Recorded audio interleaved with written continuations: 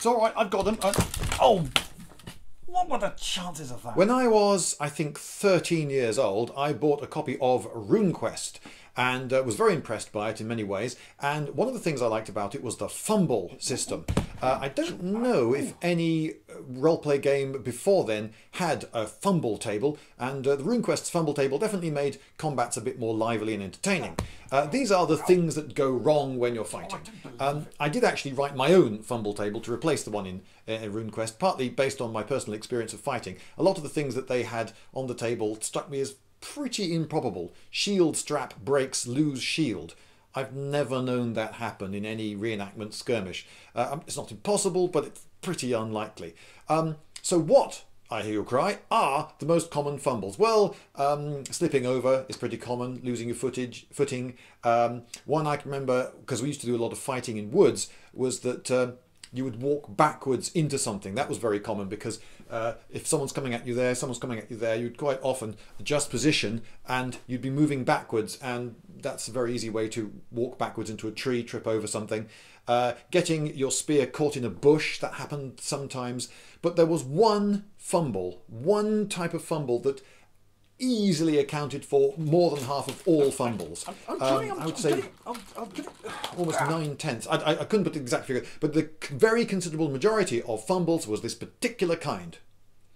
And it's a kind which didn't get represented in RuneQuest, and I've not known it represented in any roleplay game or skirmish game, and it's the changing weapon fumble. That was the most vital part of our skirmishes. When I was doing reenactment, we started off with spears, and then there would come a point when you had to change weapon for something shorter. You would ditch your spear and draw a sword, or if you were closer than that, you perhaps ditch and draw a dagger, something really, really close. And if you didn't ditch your spear, he would then step up to you, your spear would be pretty useless, and he would get you with a shorter weapon. So you had to go to something short really, really quick.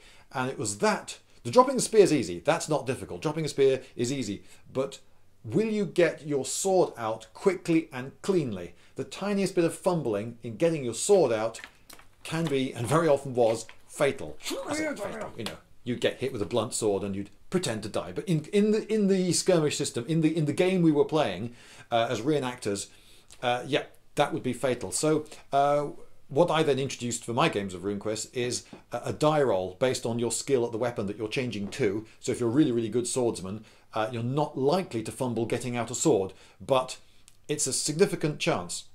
To get a new weapon out really quickly is inviting a fumble, particularly as usually when you're trying to get that weapon out, you're under pressure. There's someone coming at you with a weapon of more appropriate length to the distance that he's chosen, and you think, oh no, I've got a weapon that's too long. I'm going to have to ditch it. And whilst you're doing that, you're also trying to avoid him because he's got the advantage of you. Maybe he's got his sword already and he's charging at you, and you've got to be moving and trying to get your weapon out and not crash into the guys around you, not trip over tree stumps or whatever.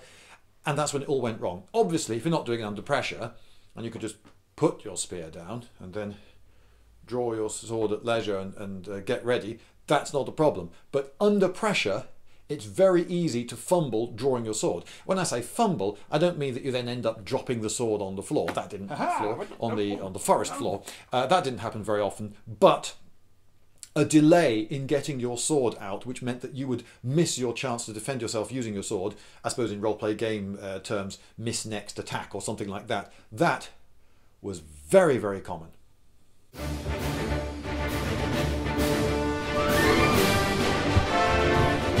Lindy!